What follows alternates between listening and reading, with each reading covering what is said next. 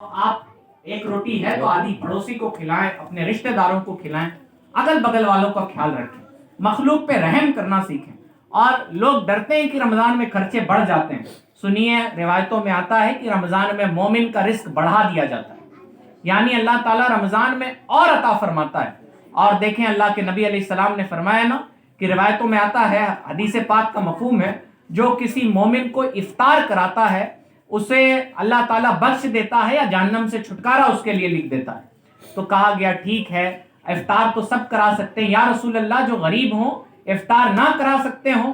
دیکھیے کریم آقا نے کتنی بڑی ہمیں نعمت عطا فرمائی، فرمایا جو سیر کر کے نہ کھلا سکتا ہو، پیٹ بھر کے نہ کھلا سکتا ہو، تو غریبوں کی دلجوئی فرمائی کہ بڑی بڑی افطار پارٹیاں کرنے والوں کو جو ثواب ملے گا، نبی فرماتے ہیں اگر کوئی دودھ کے ایک قطرے سے یا کھجور سے یا پانی سے بھی اگر روزہ کھلوا دے گا تو اللہ اسے یہی اجر عطا فرمائے، ہے نا؟ یعنی دودھ کے قطرے سے کھلائیں، آپ پانی سے کھلائیں، آپ کھجور سے کھلائیں۔ لیکن آج تو تکلفات بھری دنیا ہے، یعنی ہم کسی کے گھر جائیں اور پانی ملے تو شاید وہ ہمت کر کے پانی پیش بھی کر دے، تو جن کے سامنے پیش کیا جائے وہ چار باتیں سنا دیں، پانی پلانا تھا تو ہم گھر پہ نہیں پی لیتے۔ لیکن تھوڑا دلجوئی کرنا سیکھیں، تھوڑا جانیں کہ ہمیں اپنے غریب رشتہ داروں کا بھی خیال رکھنا ہے۔ تو نبی علیہ السلام نے فرمایا اپنے مومن مسلمان بھائی کو اگر پیٹ بھر کے کھلائے تو اللہ اور ثواب عطا فرمائے گا۔ جتنی اللہ نے وسعت دی ہے تھوڑا نیکیاں کرنے کا مزاج بنائیں۔ آپ نئے کپڑے نہیں دے سکتے، آپ پرانے کپڑے دے دیں، ہے نا؟ ضرورت مند کو تو اپنے بدن ڈھکنے کے لیے کپڑے چاہیے، ہے نا؟ عیدیں تو امیروں کی ہوتی ہے، عیدیں تو بڑے لوگوں کی ہوتی ہے نا؟ تو بہرحال کہنے کا مطلب یہ کہ عبادتیں جہاں کریں وہاں مخلوق کا بھی خیال رکھیں، اپنے آس پاس کے غریبوں کا بھی، اور یقین جانیں ہم جس طرح سے مدد کرتے ہیں مدد ایسے نہیں کی جاتی کہ کسی کو بلایا اور مدد اس کے ہاتھ میں تھما دی۔ نبی نے دیکھیں کیسی شان والی مدد کی ہے نا، کہ اپنے گھر لے جا کے اس بچے سے کہا ہے فاطمہ تم نے جیسے حسن و حسین کو تیار کیا ہے ویسے ہی اس بچے کو بھی تیار کر دو۔ اتنا بڑا دل کہ غیروں کو بھی اپنا بنا دیا، ہے نا؟ یہاں ہم تو اپنی اولادوں پہ بھی شفقت نہیں کر پاتے، اپنے رشتہ داروں پہ بھی شفقت نہیں کر پاتے، تو مخلوق کا خیال رکھیں۔ دوسرا، عبادتیں زیادہ ہوتی ہے، کبھی ہم ناشکری کے الفاظ ہمارے منہ سے نکل جاتے ہیں، ہے نا؟ ابھی ہم لوگ امتحان لے کے آ رہے ہیں حدیث کا، تو ہم نے عورتوں میں اعلان کیا کہ آپ کتابیں پڑھیے، حدیث پاک پڑھیے، قرآن مجید پڑھیے، تو ان کے منہ پہ ایک ہی جملہ تھا، حضرت ٹائم نہیں ملتا ہے۔ تو تھوڑا پازیٹیو سوچنا سیکھیں، تھوڑا عبادتوں کے لیے وقت نکالیں۔ میری ماں بہنوں یہ جانیں کہ آپ کے اوپر تراویح سنت موقدہ ہے، آپ کو قرآن مجید کی تلاوت کرنی ہے، آپ کو اپنے بچوں کی اچھی تربیت، یہ نہ سوچئے گا کہ آپ ایسا ہے، دنیا والوں کے لگتا ہے نا کہ جب ہمارے ماں بہنوں کے شوہر اور بھائی باہر سے آتے ہیں تو انہیں لگتا ہے انہوں نے کچھ کیا ہی نہیں، سب کی زندگی محنت سے بھری ہوئی۔ تھوڑا محنت کرنے کا مزاج بنائیں۔ جہاں ہمیں رات میں ڈھیر سارے کھانے بنانے پڑتے ہیں وہیں ہمیں دن میں کوئی کھانا نہیں بنانا پڑتا، یہ آرام کسی کو نظر نہیں آتا۔ چلیں آپ کے گھر میں کوئی روزہ نہیں رہتا تو اکا دکا لوگوں کا بنتا ہے، لیکن اتنا تو نہیں بنتا جتنا عام دنوں میں بنتا ہے۔ تو تھوڑا ناشکری کے الفاظ کم نکالیں، اللہ جتنی نعمتیں دیں صبر شکر کے ساتھ اس پہ آپ قناعت کریں اور اللہ کا شکر ادا کرتی رہیں۔ کبھی آپ کے دسترخوان پہ وسعت ہو تو اللہ کا شکر کریں، کبھی آپ کے دسترخوان پہ کم نعمتیں ہوں یا ہو سکتا ہے آپ کی پسندیدہ نعمتیں نہ ہوں، عید پہ آپ وہ جوڑا نہ لے پائیں۔ اور ہمارے بڑوں نے تو یہ سکھایا ہے کہ کبھی زبانیں سوال دراز کر کے کسی کو شرمندہ نہیں کیا جاتا۔ حضرت فاطمہ کا مشہور واقعہ ہے کہ حضرت علی گھر آئے تو آپ نے مسکرا کے دروازہ کھولا، اور جب حضرت علی بیٹھے تو کہا کھانے کو کچھ لے آؤ، تو فرمایا اے میرے شوہر 3 دن سے گھر میں جو کا ایک دانہ بھی نہیں ہے۔ تو حضرت علی نے فرمایا تم نے مجھے بتایا کیوں نہیں؟ کہا میرے والد آپ کے نبی علیہ الصلوۃ والسلام نے فرمایا تھا کہ اے فاطمہ اپنے شوہر سے کچھ مانگ کے کبھی اسے شرمندہ مت کرنا، یعنی حیثیت سے زیادہ چیزیں اپنے گھر والوں سے مت مانگنا۔ تو تھوڑا مزاج بنائیں شکر کرنے کا، صبر کرنے کا، جو بھی نعمتیں اللہ تعالیٰ عطا فرمائے اس پہ صبر کریں، شکر کریں، اور انشاءاللہ محنتیں کرنا سیکھیں۔ آپ دیکھیں ہمارے بڑے، دنیا کو سونے میں آرام ملتا تھا نا، ہمارے اسلاف کو رات بھر جاگنے میں لطف آتا تھا۔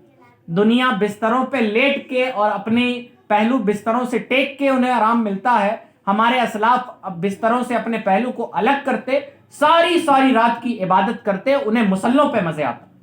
تو آپ تھوڑا رب سے اپنا رشتہ مضبوط کریں، یہ ایسا مہینہ ہے نا جس میں آپ نے سنا ہے کہ شیطان زنجیروں میں جکڑ دیا جاتا ہے.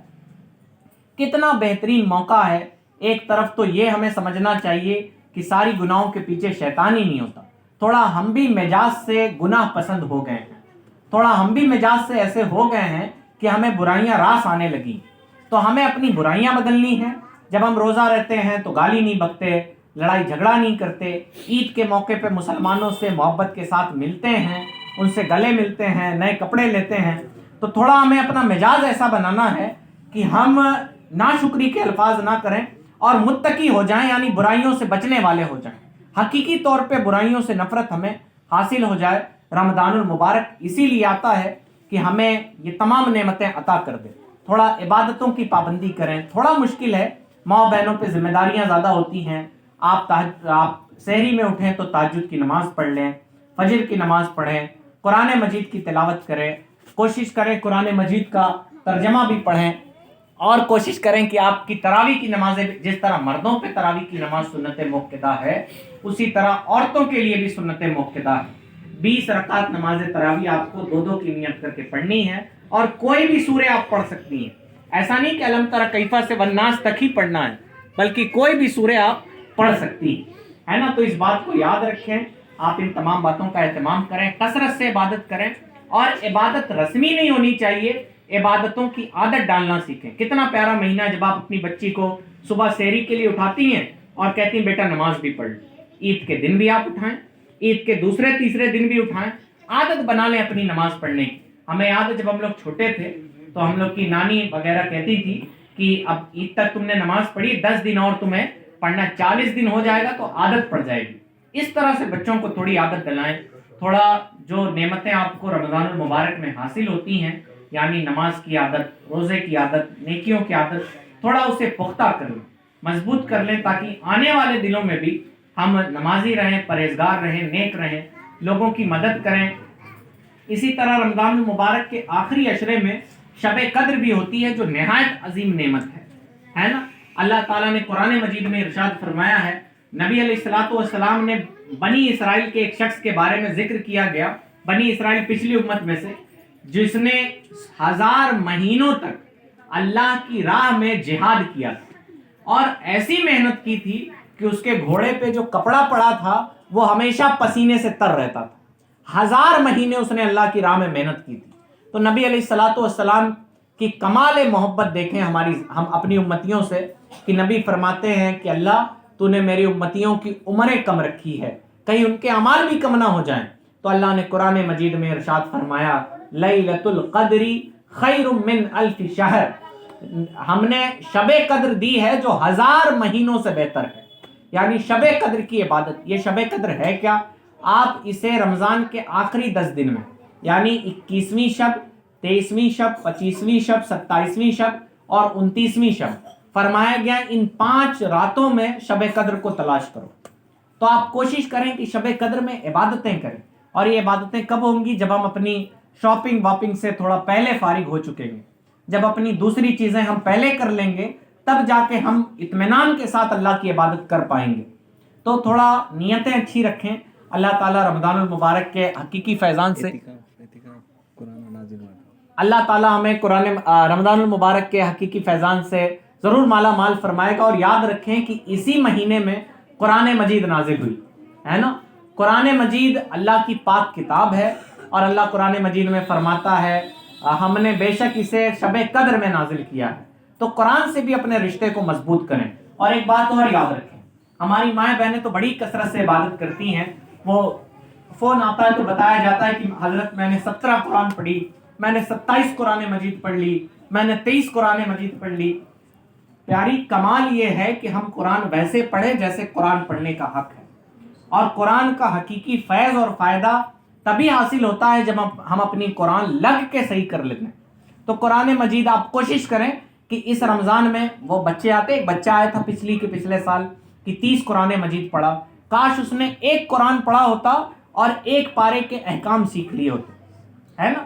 صحابہ فرمایا کرتے تھے نا کہ ہمارے لیے قرآن کا یاد کرنا مشکل ہے اور اس کے احکام پہ عمل کرنا آسان ہے. ایک زمانہ آئے گا جب لوگوں کے لیے یاد کرنا, پڑھنا آسان ہوگا لیکن عمل کرنا مشکل ہوگا.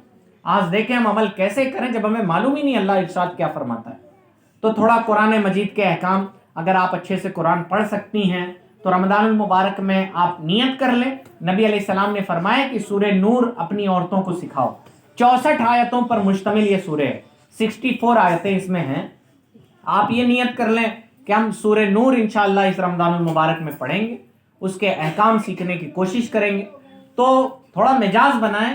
قرآن سے رشتہ یہ ایسے منافقانہ رشتہ نہیں رکھا جاتا کہ جیسے منافقانہ کا مطلب یہ ہوتا ہے کہ کوئی سامنے آئے اور ہاتھ بھی چوم لے اور محبت کا اظہار بھی کر دے اور پیٹھ پیچھے جائے تو ٹھیک ہے یار ہٹاؤ.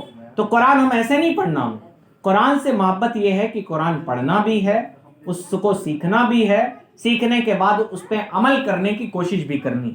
تو تھوڑا کوشش کریں قرآن مجید سے اپنے رشتے کو مضبوط کرنے کی. اس کے علاوہ زکوٰۃ ادا کی جاتی ہے رمضان المبارک میں. تو زکوٰۃ 2.5% یعنی جو بھی زیورات آپ کے پاس ہیں, عموماً ہماری ساری مائیں بہنیں مالک نصاب ہوتی, یعنی انہیں جو زیورات ملتے ہیں وہ 60,000 سے زیادہ کے ہوتے ہیں. تو ان زیورات پہ اپنی زکوٰۃ ضرور نکالیں. علماء کرام سے رابطہ کر کے آپ اس کے احکام سیکھ لیں اور زکوٰۃ نکالیں.